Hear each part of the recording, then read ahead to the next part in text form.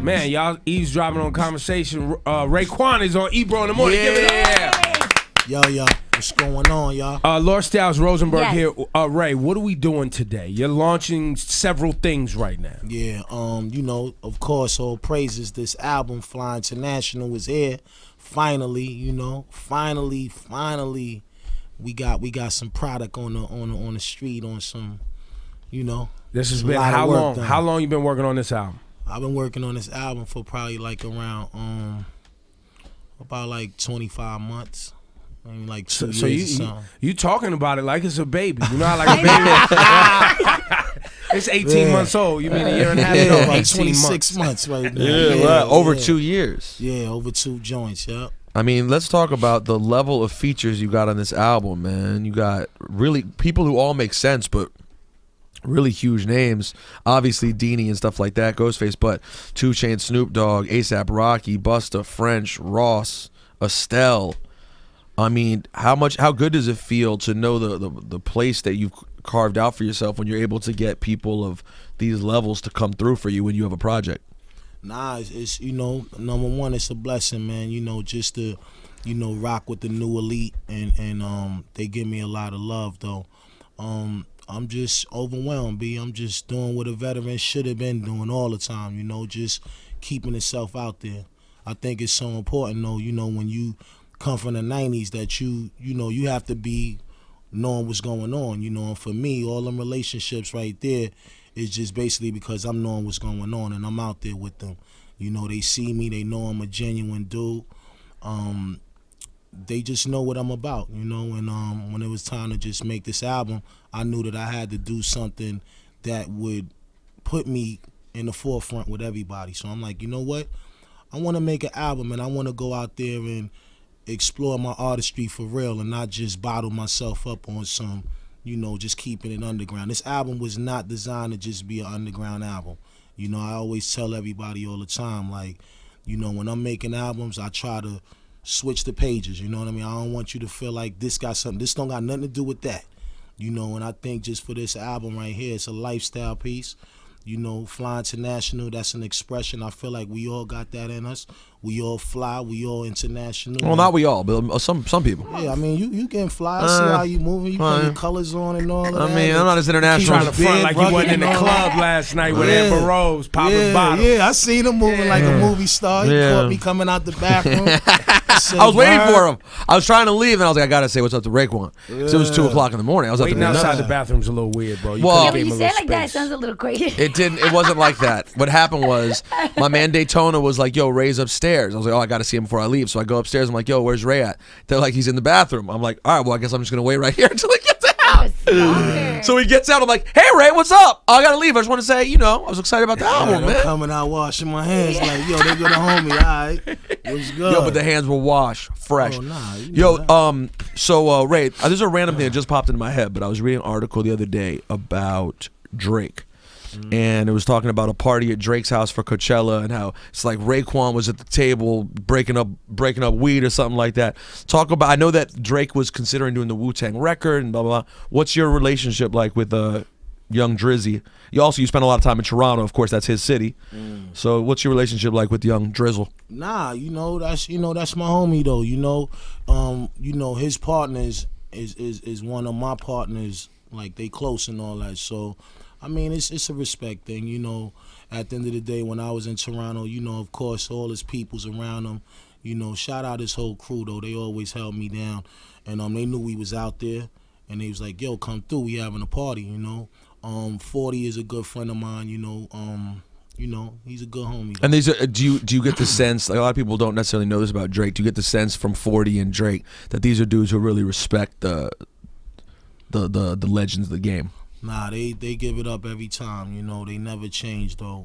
That's one thing I could say is, like, just meeting Drake, he always been a humble, respectful dude, always embraced me, always told me, yo, whatever, come through or whatever, he always opened up the door for me. So you a lot of like underground heads complained when Drake had the Wu Tang record, that Wu Tang Forever record, but for you thought it was I thought it was respect. Homage. I mean, that's like me seeing Slick Rick or Kane or, not paying homage to that, So I don't look at it no way. I thought that was live though, you know, for him to just name a record and really put us in his thoughts like that, you know. And I'm looking at one of the hottest dudes in the game, you know. He ain't have to say that, he ain't have to do that, you know. So that made the understanding of us even more closer because I knew his heart. I mean, I knew his heart from before, but it's nice to see that. Nah, of course. I mean, it's only right, man. Like I said, if I'm walking down the street and I see Big Daddy Kane, you think I'm not going over there and making it be known that, yo, you know what, yo, you had a lot to do with my life. You know, when I see the OGs, that's what I say. My first thing come out my mouth is thank you. You know, because at the end of the day, I really do appreciate the people that did it before me, and you know the motivation they gave us. You know, that's real life. Do you feel like most artists, young artists? I mean, you have Rocky on your album. You work with. You feel like most artists respect the elders in hip hop right now? They do, man. You know, I mean, it's just that everybody wanted to be reciprocal as well, and I get that. You know, it's all about the energy you give them. You know, you give people good energy, they, you know, it's only right that they give it back. You mean because as opposed to dudes who have been around and have a tendency to maybe look down their nose at the new kids? I mean, you know, a lot of that is speculation. You know, we got our reasons why we may feel like, you know, at the end of the day, they don't get it, but everybody ain't like that. Right. You know, and I think the first thing with us is that we go off of your energy. I know I do. You know, of course, we already know we 90s boys. I never run away from that. I'm from that beautiful era of music. And, you know, when it comes to seeing the young G's do their thing, it's their time right now. You know, when they come and they see me, they salute me, yo, Chef. Boom, we look up to you. You know, they say everything that's right, where I feel like now I got to keep it 100. How did you do what so many artists from the 90s failed to do, which was you weren't incredibly active for a little while, right? You had a period, you know, between after the third Lex Diamond story or whatever, you had a period there where you weren't that active.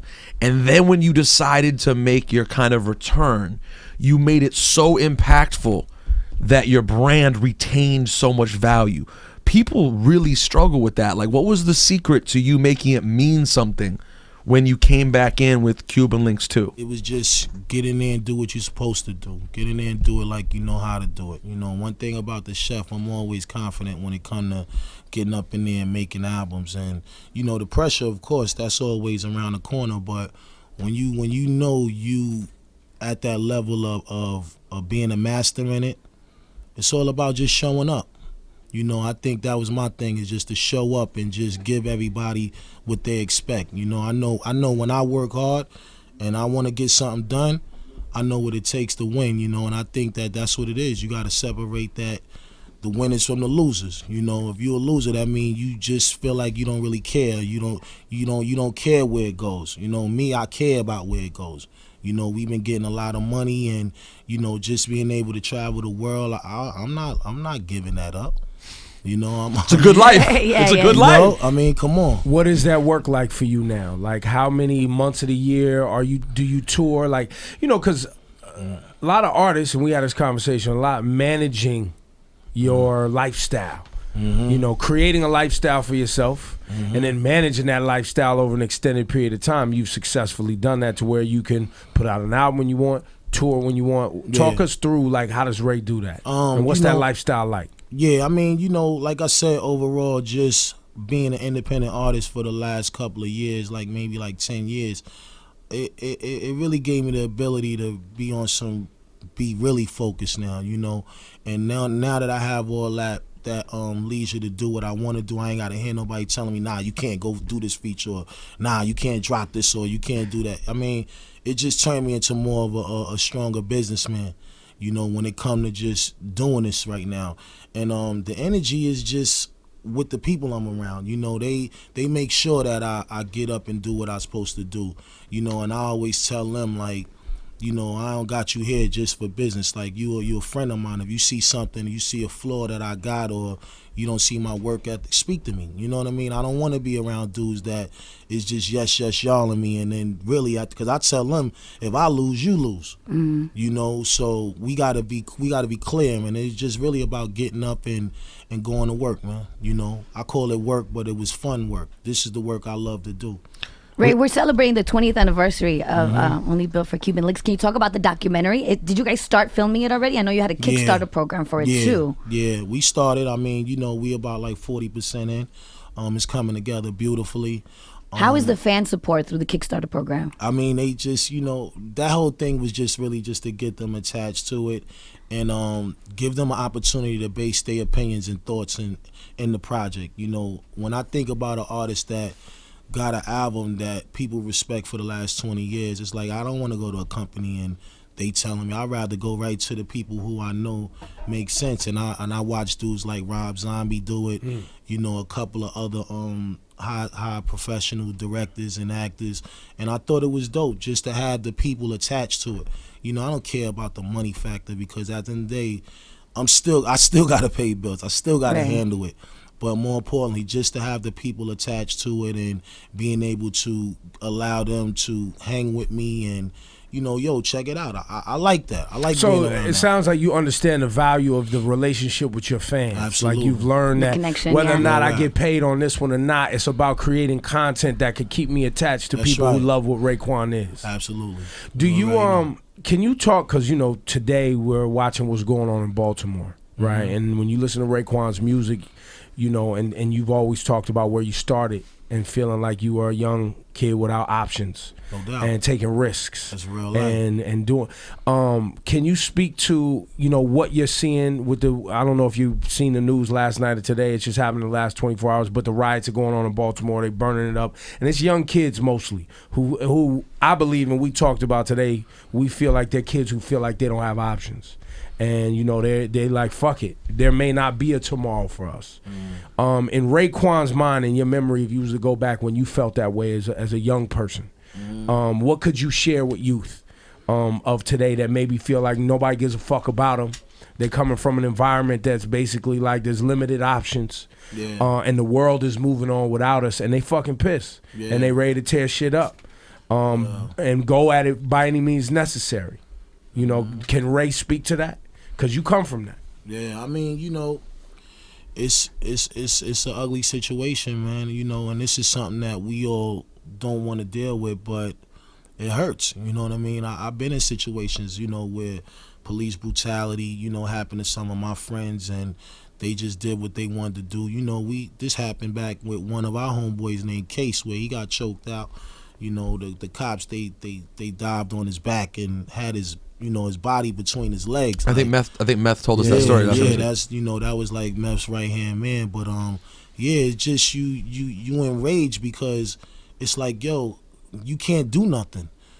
So automatically your mind is like, how do I try to get back at this? And a lot of times, we go off with just impulse instead of really looking at it and saying, you know what, it's just going to get worse if we add on to that.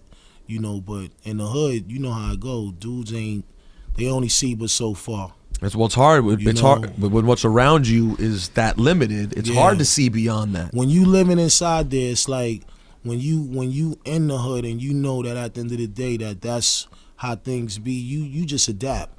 And somebody hurt your peoples or, especially for something foolish that ain't even like, why'd you do that? Like, what's the purpose of having tasers and, certain little things and you're not if really. You're going to go break somebody's back. You know what I mean? If you're going to do all of that, and especially y'all coming 3,000 deep, like, is it really necessary? So that's all the shit that be in dudes' minds when things happen. It's like, yo, y'all ain't have to do that. Y'all want a little extra. So, sometimes everybody get caught up in the rage, and it's sad because innocent people get hurt. Absolutely. And that's what bothers me, is when people that don't have nothing to do with nothing gotta feel that. Us as people, we, like I said, you do something and not realize what you're doing until you see later on, like, wow, that wasn't the way to go. But that's that life. That's that hood life. Do you remember, I remember in the movie The Show, it shows Wu Tang going to Japan for the first time. It shows you guys on the bullet train. It's one of my favorite. What year was this? Hip hop moments. The movie came out in like '95, and it shows Wu Tang very early in Japan. Mets talking shit and arguing with someone, Ray's yelling at someone. They're just, and it just made me think back to then. Do you remember any of the first trips seeing the rest of the world that opened your eyes to how much more shit there is than what you grew up? Because that must have been striking. Oh, super striking, especially for dudes on the block all day, you know. But California, I say just getting over there, it was a new frontier over there, you know, palm trees and good weather and bad bitches, you know, weed, and sun, and water. Yeah. And water. Water too? Water. What are you talking I mean, there's water here, but it don't really look like water. Yeah. You Oh, go that out water, there, you're yeah, like, wow, it's blue. Nah, man, LA is fly, man. I tell anybody, whoever go there, like, you gotta go see it though. But yeah, I mean, you know, just checking it out is like, wow, you know, the other side of the world. But was Japan the first time you guys were out of the country together? Oh, Japan, yeah, that was like our first super big run though right there. And you know, it was dope though, you know, anything to get off the block, anything, you know, we was down for it. But just seeing people and really getting that respect nationwide, it was like, wow, y'all really mess with us though, you know. And that's a dope feeling though, when you could go across the world and, you know, people know your music. It's like a lot of things were just coming so fast. It was, you know, and we just was like, wow. It dawned on me, you know, you talking and the things that are going on in Baltimore, and we had this conversation today, that transition when you go from hopeless to hopeful.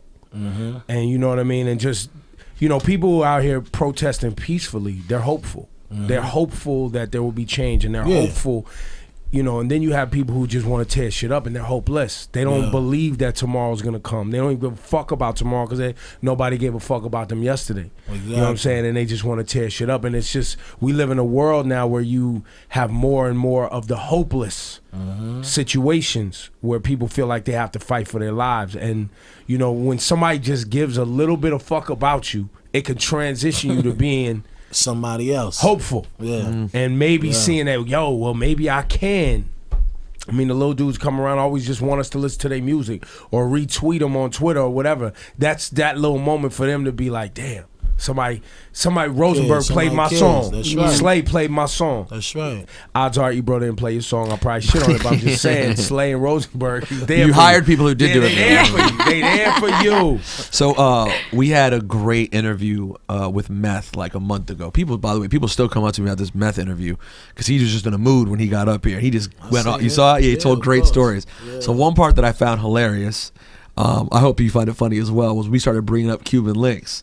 He's like, Ray's always talking about Cuban Linx, man. I know, he tried to throw a shot at me. You know, his brother shot, right? But you say you held me down. I was like, well, I said, I'm like, but Meth, it's the best one. Like, so two things. One, did you know you had the best one? And was there ever friendly shit with your brothers? Like, come on, I mean, Takal was cool, this was cool, but y'all know you ain't got that Cuban Linx. Nah, I never bragged about it because at the end of the day, they, you know, we was all one, you know. And y'all contributed to each other's. Yeah, you know, I you know, that was just my album because it was my time, you know. I tell anybody and everybody, you know, we made that album together. You know, all them albums, anything from back then to 97. 98, all that was we all was there. So I would never sit here and try to take responsibility. But I am the conductor though. We gonna keep that real. The chef, I'm telling you where to go. Your name is this now. You know, stuff like that. But yeah, I mean, you know, I don't get caught up in that. Well, actually, it's true because you know, you deal with that shit when you dealing with 9 members. It's like. Everybody has got their something role, to say. Everybody, but everybody role was playing. You know, they was playing it. So, nah, I ain't. We also asked Meth about this part too. Is there any pressure that comes with being sort of the A-listers of Wu Tang? Because Wu Tang's a big crew, right? And we all know the facts. And I love everyone in Wu Tang. I have mad respect for everyone in the crew. But we all know Ray, Ghost, Meth, RZA is sort of a different animal. And Old Dirty, rest in peace, of course. But for y'all, it's a little bit of a different animal in terms of the opportunities you've been given and some of the blessings you've received. Is there pressure that comes with that as well? All the time. I mean, it's like a basketball team. You know, he getting more shots, so now everybody want him to shoot. You know, and sometimes dudes don't want to pass the ball. You know, it's just like that. You know, I didn't make it like that. You know, I think, you know, one thing about Wu Tang is like, you have so many different personalities, and he might not be as outgoing as Ray, so that might affect his career. You know, I think when we was coming through, you know, we wanted it. I wanted it. I mean, I wanted to get out of the street and, you know, have a legitimate life. And it was just all about the work ethic, you know, and we was working. And, you know, like I said, after a while, you see who's working. And not saying that my other brothers wasn't working. They just wasn't working as hard as the next one. And the fans is always going to, you know, pick and choose what they like and who they want. And we knew that from the door. Once we came into business, it's like, yo, we going to let the fans say who album should come. So even when Meth came before everybody, we ain't had no problem with that. You knew it was him. You knew he was the first one. He was Michael out the gate. We was down for that. We was like, go. Yeah. You know what I mean? And I mean, for every record, even if it came down to what record, yo, it didn't matter if it was a Raekwon record shooting off first. It was just all about the movement. You know, I always been a team player, always. And, you know, after a while, like I said, certain records was getting more success than others. And then, you know, them big bags of money came in, and now the egos is up now. You know, now everybody is like looking at each other like, what? What you say? Like, you know what I mean? It's just something that you deal with a team, you know. Like I said, at the end of the day, you know, I feel like right now, if everybody say, yo, it's Ray time, you know, like tomorrow it might be Deck time. It might be Master Killer time. You know, it comes like that. So I just say at the end of the day, that's something that we always gonna deal with, is just that energy. You know, everybody's gonna have something to say. Is there anyone that from Wu Tang who you think was really dope? Who? Oh, all of them is dope. But who did? Is there anyone in particular who stands out who you thought should have gotten more? It just didn't turn out that they got the look they should have gotten. I mean, like, I love The Pillage, for example. I thought Cap dropped a great album. You know what I'm saying? But I think Master Killer is dope too, and he didn't necessarily have the album to hang his hat on that everyone knew. Right. You know what I'm saying? Even though they were all super dope, it was also a lot of music at one time. You know what I'm saying? And then you had the other affiliates coming out. You had Kill Army come out and Sons of Man come out and all these different projects. So is there anyone in particular that you were like, damn, that one should have got more of a look than it did? I mean, I just wish everybody, you know, I wish everybody love. I don't sit here and say, well, yo, his, you know, it's what you put into it. You know, that's just what it's all about. You make a great album, you get out there and promote it, and you know, you get ready for what's gonna happen though. So my thing is, we all got the same ability to do what we want to do. You know, it's just who's willing to take it all the way there. Yo, Raekwon is here. Ebro in the morning. What's the details on the album? What we got? When is it dropping? F.I.L.A's out right now. F.I.L.A's out right now. It's on the market right now. Are you touring with this? Anytime soon? Yeah, but right now we just really finished this promo tour.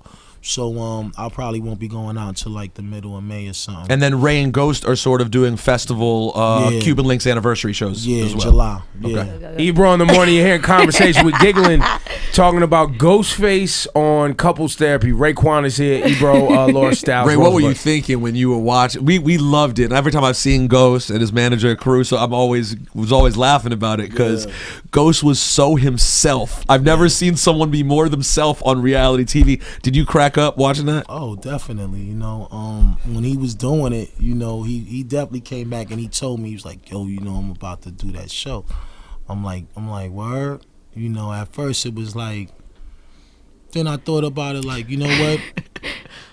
That's what you want to do, bro. Yeah, he's so supportive, right, of everyone. I got you. I mean, because I know at the end of the day, it's all about keeping himself out there, you know, and that's what he wanted to do. But I was definitely, you know, his you know, the guy on the side, like, yo, he was coaching. But, you know, but Ghost is, you know, that, you know, his energy is always natural, and I thought it was ill though, you know. Yeah, this is something kind of silly though. But what did you think when you found out that Childish Gambino got his name from the Wu Tang name generator? Wow, I didn't know that. You didn't know that? Nah. That's how he got the name Childish Gambino. Wow, shout out that kid, man. Have you ever messed with that generator? Have you seen it? Huh? Nah. Do you know what I'm talking about? Nah. So it's like it's an online thing where you type in your name. It's like you know, for fun. You put in your name. People give you names. Yeah. Oh, all right. Okay, so it's simple. So, you know, for a minute it was like popular, but he got his name Childish Gambino from the Wu Tang name generator. Wow. And he's pretty dope. So I mean, up on him. Word. Wow, that's crazy right there. Yeah. And he's a good actor too. Yeah. I seen him in the Mean movie. He was killing it. Yeah, and his videos. You gotta see his music Pretty good. videos, yo. Yeah. His recent videos are crazy. Oh. So it is the anniversary. We're talking about F.I.L.A, which is out right now. The new album, which features Rick Ross, Snoop Dogg, A$AP Rocky, French Montana, Busta Rhymes, tons of people, Estelle. But we're also talking about the anniversary of Cuban Linx, arguably. I mean, in my opinion, you can make an argument for it being the greatest rap album of all time. It's in the conversation. True. People throw it in that conversation. True. What's the... obviously when you go out, the record you have to play the most is Ice Cream, right? Correct? Is that the one you play the most? Yeah. Like if you're doing a club That's the appearance, most popular. Scarface, Ice Cream, Verbal Intercourse. Yeah, them 3 right there. Rainy Days, them 4. whoo, in this. It's Ebro In The Morning. Raekwon is here. Raleigh Fingers. Yo, you really were making up all the. Did you? So, yeah, because everyone came out with new nicknames on the Cuban Linx album. That was the unveiling of many of those names. So technically, Raekwon is the original Wu Tang name generator. Yeah. I mean, I ain't make everybody name. I mean, you know. You gave a few of them though. Nah, I ain't make everybody name. But hold on, hold on. You said Raleigh Fingers on that one. Noodles. Yeah. Noodles, Max Million, Tony Starks, Bobby Seals, Lucky Hands. Why did everyone start Golden Arms? Why did everyone on Cuban Linx have new nicknames though? Why was that? Because it was another chamber that I wanted everybody to jump in. You know, this was all about, you know, the straight family mafia style album. You know, we knew what kind of album we was making when we made it, and before that it was like, I always tell everybody, you know, yeah, I'm the chef, I'm Raekwon, but on this one right here, this particular album, I'm Lou Diamond right now, I'm Lex Diamond, and everybody was vibing with me according to that whole, you know, persona thing, and next thing you know, dudes is coming in, you know, yo, Johnny Blaze, call me Johnny Blaze, call me, all right, and then you know we look at it, be like, all right, true, I like that name, yeah, that's a go right there. What's your name? You know, just running around and just But do you feel like that helped? I mean, because in a way that A, made it more entertaining. B, made the concept of the album have that much more depth to it because you guys not only wanted to have fun with it, but it gave It's theatrical. It's theatrical, Yeah. which made it amazing. And I feel like that's lost today. Yeah, Like cats is creative. afraid to go to that next. Ebro, you know what just popped in my mind? I'm almost embarrassed to ask in case I get it wrong, but is Dirty not on that album at all? Nah, Dirty wasn't. Why? Because you guys were very close. Why is he not on that record? Was he just being dirty? I don't even know. Couldn't find him. Yeah, was it just that kind of situation? He Yeah, just it wasn't around? It wasn't that he, you know, it wasn't open for him to be there. But at that time, you know, like I said, Dirty was getting a lot of money. He was out, you know, running around getting those checks, crashing cars and buying them afterwards. Eating glass on stage. But yeah, you know that. It kind of like made me think about it though, but he's like the only one that's not on it, right? yeah, he's the only one. Word. And you contributed to one of the best songs on his album. Word. I mean, did you had the record with you, him, and Meth is a crazy moment on. Tired of it, no more fucking Not to mention, Zano. Ray. Sorry, I don't want to gas you because you're here, Ray. But let's also not lie. You also contributed one of the best records to Meth's album, Meth vs. Chef. Your appearance is early, That's my man. boy right here. He hold me down. Rosenberg trying to start some shit though. I see how he's moving. He's trying But you already know. I do love. I'm not gonna lie, Ray. I take y'all, as you can tell, with the utmost seriousness. Nah, of course. But because y'all are brothers, I do love laughing at y'all when you fight. Because the Wu Tang fights, you know, it never ends with anything but y'all hugging at the end of me like it's 9 brothers fighting. So when they start kind of chipping at each other, I think it's hilarious. And all the product is so good that ultimately you're nitpicking, right? So like when you point out to Meth, like, oh, to Cal, you know, it was cool, blah, blah. But Meth also knows he was the biggest star at the time. So, of course, he went first. So, in a way, Meth kind of suffered because y'all didn't fully necessarily have everything in place yet. And he had to go first because Meth was scorching. But he was still winning. I mean, either way. And it sold. Yeah. And it went platinum. I mean, he was up big straight up like, yo, when I did my first album, some shit got fucked up. Lost records. Records got Get lost. out of here with that shit. He was like, Raekwon was in Hawaii. What did he say? He's like, Raekwon. His album was official, man. Yeah, it was you know, still it was mean, man. Don't get caught up in that. For those of you just hear about it, Raekwon is here. No question. recount for us, retell for us, because you hear rappers brag about the moment they got your tape, the purple tape. How did it become, and we've heard the story, but I want to hear from you, how did it become known as the purple tape? And tell us one of the a story of an artist that came to you that says that this tape really changed rap for them. Yeah, I would say my good brother, my mentor, Busta Rhymes. You know, when he first heard that album, it was like, he was like, what's going on here? Like, these are dudes that I know that's cut from that cloth. And, you know, he definitely was one of the first dudes that I might have met that was at superstardom, that was so humble and so respectful, that came and was like, yo, what you did with this album right here, homeboy? And, you know, I'm like, all right, that's what's up, you know. But I'm saying in the back of my mind, yo, I'm talking to Busta Rhymes, like, you know, like the dude that the dragon, the rah rah, you know. But he was just paying homage, and you know, he was able to relate to that whole album and that movement, and you know, he was like, yo, but why did you call it the purple tape? And I'm like, we called it the purple tape because we always came up in the street where it's like, you got to separate yourself from other dudes. You know, you got dudes out there that's live wires. You got dudes out there that ain't live wires. And everybody is always trying to differentiate who's who. And then also just being in the street, you know, doing the things that we done at that time, it was always about, this is mine, that's yours. You know, so that frame of mind always stayed with me. And when I made this album, it was the same thing. This is mine, that's yours. You know, and when it came down to it, you know, after making the album, I said, yo, I want to change the color of this cassette, because you know, we all cassette lovers, so we picking up everybody tape and all of that, and all the tapes is clear. You know, so I'm like, this is mine, that's yours. And I just wanted to change the colors. So next thing you know, I come up to the label, I come talking to Rifkin and them. First of all, I was telling them before anything, I don't want no videos. I was cocky, so I ain't gonna front. I was like, yo, I don't want no videos, because I kind of like seen like this album is tough. I'm like, yo, could we do a movie? So they looking at me like, a movie? I'm like, yeah, a movie. I'm like, I need a movie for this. And they was like, yo, you taking it, you really going somewhere that you really don't. I'm like, what are you talking about? I'm like, this is going to be it, you know. And next thing you know, I start putting everything on it. Like, yo, I bet you a Benz right now that this going to be the one. I'm talking to Rifkin, like, and he like, yeah, you want? I said, yeah, let's bet Mercedes. If this don't go gold or whatever in a specific time, I'll buy you a Benz.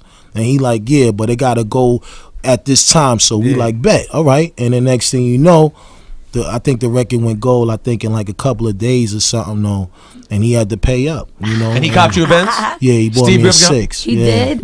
Wow. That way, Rifkin, deliver. He, you know, and plus I was on his ass, though, like, I need that. Don't ask me. That is a fact. Yo, and real talk about what Wu Tang did for that label, and maybe need more than a 6. Yeah, couple of 6s. Let's talk about but, you know, like I said, he definitely, you know, he paid up, and yeah, but it was just the confidence that I had. But the purple tape thing came in because, like I said, you know, they was like, yeah, we could change the color. Then they came with 3 colors. They came with a red one, they came with a yellow one, and then they came with the purple. So I'm like, damn, I ain't even really got a big selection right now, you know. And then I didn't want to do the red because I felt like, even though your logo shit is red, like all your shit is red and cover, yellow. Like red the cover, oranges, the cover. The cover just was ill because we was rocking silks and the colors made sense. But for the tape, it was like I didn't want to go with red. So I was like, yo, I like the purple thing. And purple to me at first was like, I thought about the girly purple. And I'm like, but this ain't the girly purple one though, you know? And then I started doing my homework on the color purple, and, you know, it's like purple represent royalty. And, that's right. You know, the Romans wore purple. You know, so I started looking at all of that, and the next thing you know, I was just down for it. And I'm like, yo, the purple tape, we gonna make it, you know. And the next thing you know, I didn't know that people was gonna pick it up and say, yo, it's the purple tape. I'm just looking at it like that was the color of it. But it was just to separate us from any other thing that was out there that we felt wasn't on the same level. And the crazy part is, when you really think about it, that's the tail end of cassettes even still being relevant. You know what I'm saying? That's 96, right? Yeah, that's 96. The end. For the record, I'm 95. sorry to admit this, but you know I'm honest about my background. I never saw the purple tape. I bought the vinyl because I was a DJ. My best friends who had it all had the CD. Never saw the tape. You never had the tape? I have it now. They did the Get On Down. Shout out to GetOnDown.com. I think they did the reissue cassette a couple years ago, and I got one. How many you got left? You got any? Nah. You don't even have. Was the vinyl ever purple? No, the vinyl was black. Wasn't purple. I don't even got one. Word. I don't know why. I don't keep. Hey, Cole, you got some. Yo, what about you? Don't have any T-shirts from the ice cream video, the Butter Pecan Rican shirts? I live for that T-shirt. Stop playing. Look, I'm not even Puerto Rican. I was like, I'll take it. I just remember all the girls feeding for those shirts. Chocolate they just wanted Deluxe. to be. Yes. Yeah. Nah, my mom's be holding on to a lot of that stuff though. You know, like I go over to her house and she be like, yo, you remember this? You remember that? All kind of pictures and all that. You know, we had our moms in magazines and she be pulling out stuff though on me. Like, shout out to Uncle Ralph. Uncle Ralph did that, right? Yeah, Ralph McDaniels. Shout out that boy right there. Put Angie Martinez in that joint.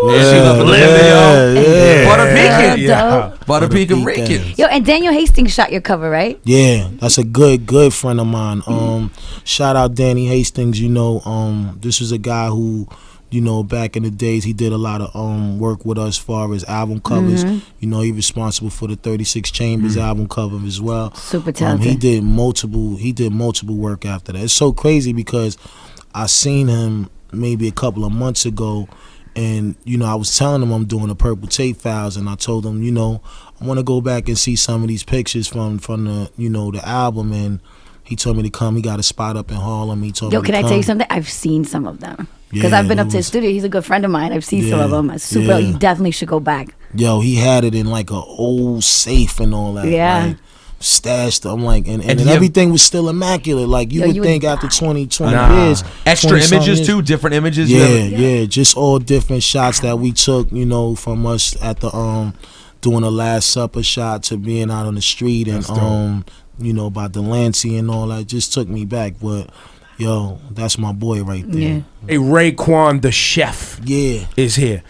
Raekwon, were you actually ever chefing? Yeah, I mean, you know, I'm a like cook. a Action Bronson chef, or was you chefing some illegal things?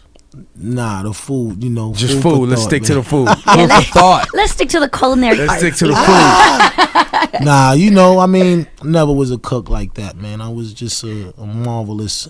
But the metaphor for cooking and chefing, since the Raekwon the Chef, you birthed that.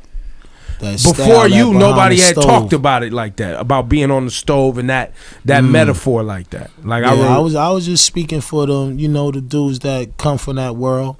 And you know, like I said, you know, that's something I'm gonna never run away from my past. You know, just being out there in the streets trying to make it, and you know, just trying to get out, man. One thing about Staten Island is like there's really nothing there. That's right. You know, and it forces you to go down that path because we have no, you know, nothing positive out there that we could grasp to. I remember being a kid and playing baseball, and you know, even back then it was like it was so little to be able to just find something that you could do that's going to keep you away from the trouble. But you know, being that Staten Island is so small and not really having a lot of things in the ghetto at that time where we could say, yo, a YMCA, a boys club, we didn't have none of that, you know. So everything that was in front of us was what we respected, you know. Just coming up in the street, you know, just trying to make it and trying to have something in your pocket, you know. That's what it was about for us, though, man. Just you guys used to have a Wu Tang family day in Staten Island too, right? Yeah. Do you guys still do that? Of course. I mean, you know, now being that Staten Island is so strict, because it's hard to get a lot of things done out there because you got to get permits and certain things, and it ain't easy though. Right. You know, they make it kind of tough though for us. Raekwon, we appreciate your time, man. I know you got a busy schedule, and for the fans, man, we got some Purple Tape plans. Yeah, we got some Purple Tape plans. Oh, really? Listen, man, Ray didn't even know about it. I was working behind it. I didn't want Ray to know, because you know, if you let Ray know too much too soon, he gets hyped. So you gotta keep stuff away from him. Right? You gotta keep it away from him for a minute. But appreciate you, bro. Nah, likewise, man. Appreciate y'all too through the years. Y'all always help held the W down. So that's the most important thing, man. F.I.L.A is out right now. Yeah. This shit sounds great. Play it loud. Raekwon the Chef, thank you, man. Give it up, Thanks, man. Ray. Salute. F.I.L.A, Salute. let's go.